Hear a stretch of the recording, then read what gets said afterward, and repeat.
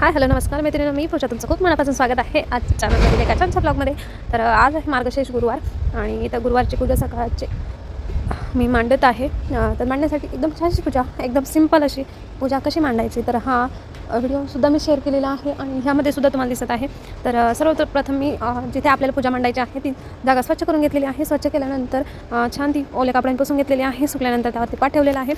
पाटावरती आपण असं नवीन वस्त्र, जे की तुम्ही वस्त्र तुमच्याकडे असेल लाल कलरचं किंवा हिरव्या कलरचं, तर हे रंग आपले शुभ मानले जातात. तर त्या रंगांचा कापड आपण त्यावरती अंतराला आहे. त्यानंतर मी इथं कलर घेतलेला आहे.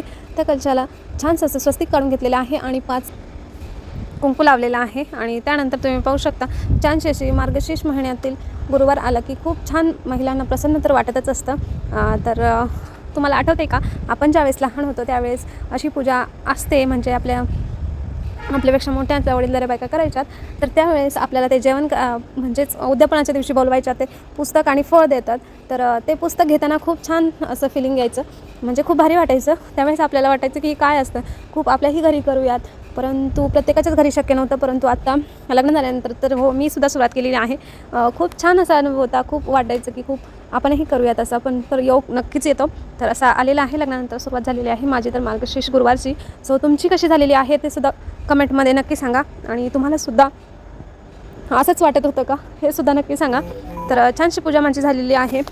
यानंतर मी रांगोळी काढून घेतलेली आहे. रांगोळी आता वेळ कमी असल्यामुळे मी रांगोळीसुद्धा रेडी काढलेली आहे. सो हे छाप मी आणलेले होते, तर तेच छाप मी प्रिंट केलेले आहेत. खूप एकदम इझी, लवकर झटपट होणारी रांगोळी यातून होते. तर तुम्ही पाहू शकता इथे माझी पूजा सकाळची झालेली आहे. शक्यतो मला वेळ लागतो, परंतु आज सकाळचीच पूजा मी मांडली होती, खूप ठरवून मांडली आहे. सो तुम्ही पाहू शकता देवपूजासुद्धा झालेली आहे. त्यानंतर मी आवरलेला आहे आणि ऑफिसला निघाले आहे. पुन्हा भेटू दे छानसे.